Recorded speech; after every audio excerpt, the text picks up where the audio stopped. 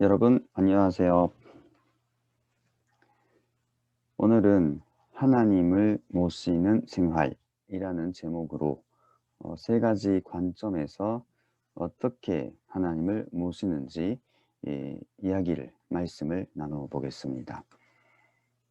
첫 번째는 사회 기대의 존재 양상이라는 관점에서 어떻게 하는 것이 하나님을 모시는 것이 되는지에 대해서 말해 보겠습니다.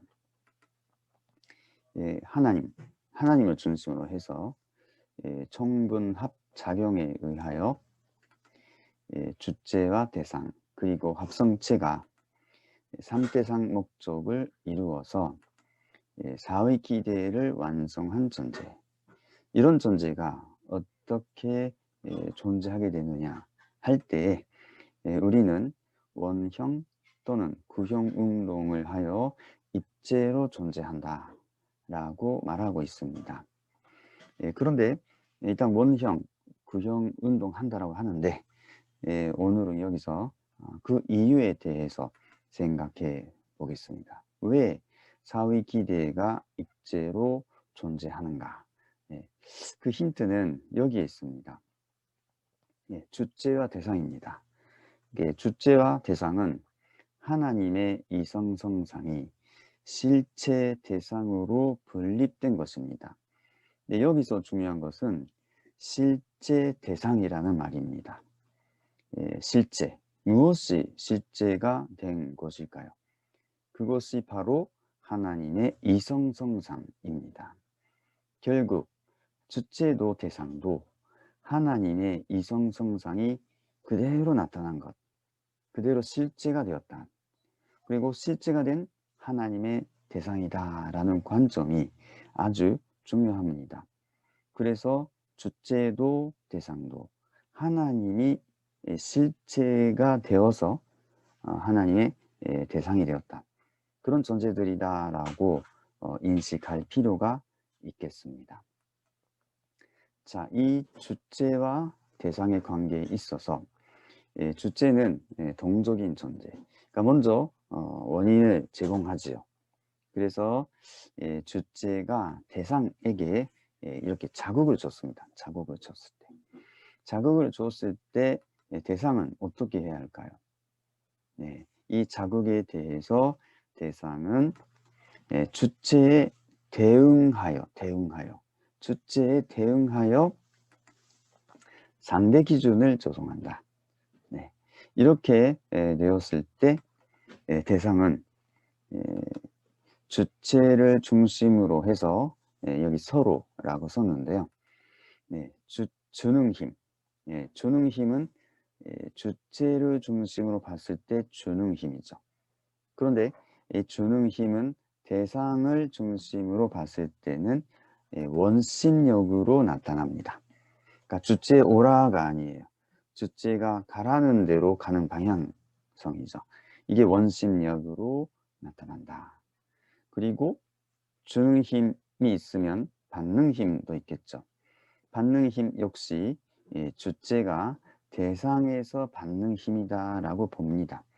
그래서 주고 받고는 주체를 중심으로 봐서 이야기할 때 주고 받는 것이고, 대상을 중심으로 볼 때는 이 원심력과 대상이 중심으로 주체적으로 보는 힘, 즉 구심력으로서 이 대상은 대상의 입장에서 보면 원심력과 구심력 사이에서 수수작용이 이루어진다라고 볼 수가 있겠습니다.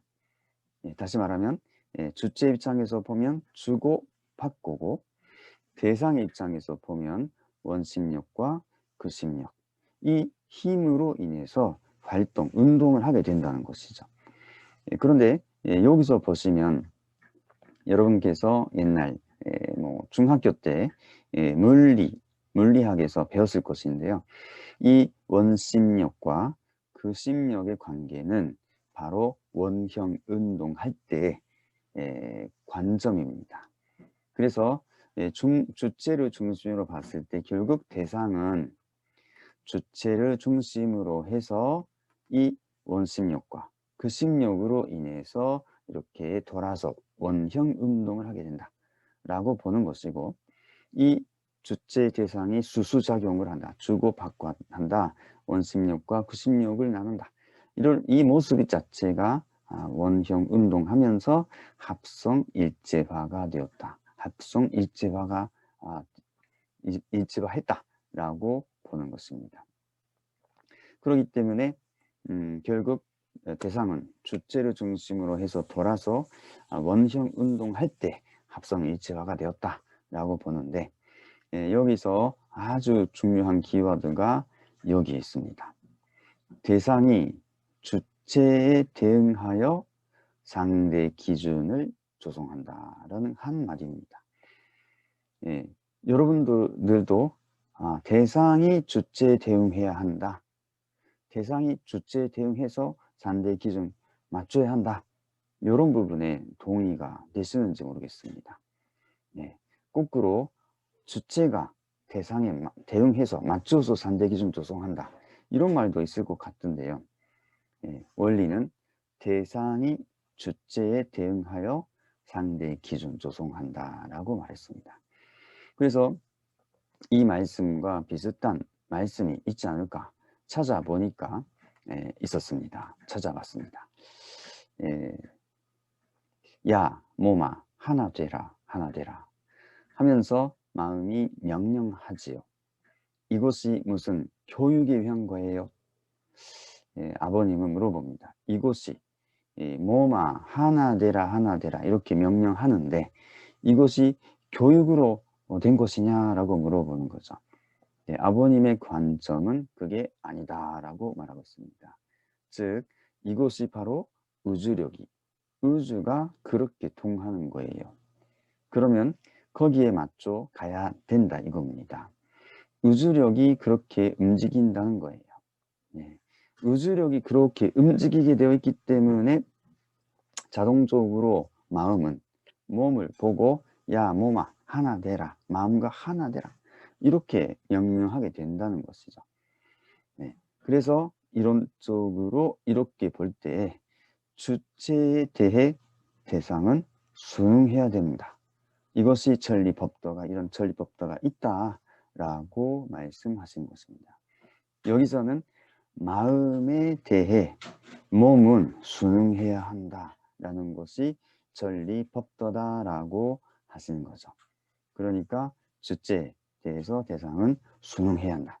이것이 하나의 천리법도로 원칙으로 되어 있다라고 말씀하신 것입니다.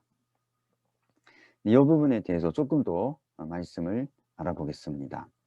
주체와 대상의 이중목적성, 이런 관점에서 아버님의 말씀을 찾아보았습니다.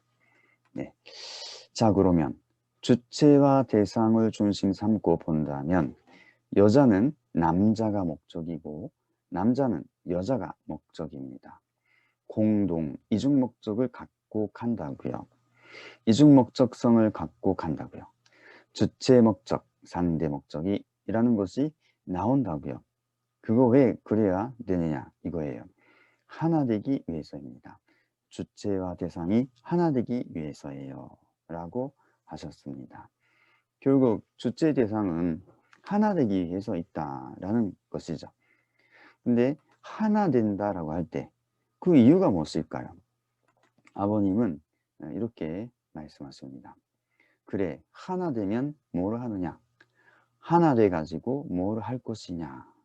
둘이 하나 되면 더 큰 주체를 대할 수 있습니다. 그게 득권이에요. 높이 있는 주체하고 높이 있는 대상 자체가 또 이중 목적을 중심 삼고 하나 되려고 한다고요. 그 다음에는 더 높은 데로 올라가는 것입니다. 무슨 말인지 알겠어요? 결국은 주체 대상이 하나 되는 이유가 무엇입니까?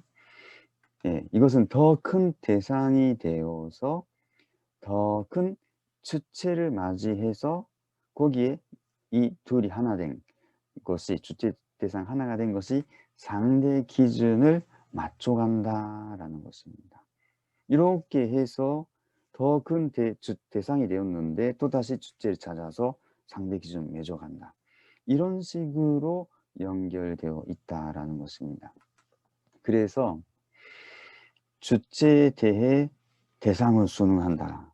그 이유가 뭐냐 하면 더 큰 대상이 되어서 더 큰 대상이 되기 위해서 하나 되자라는 뜻이다라고 아버님은 말씀하시는 거죠.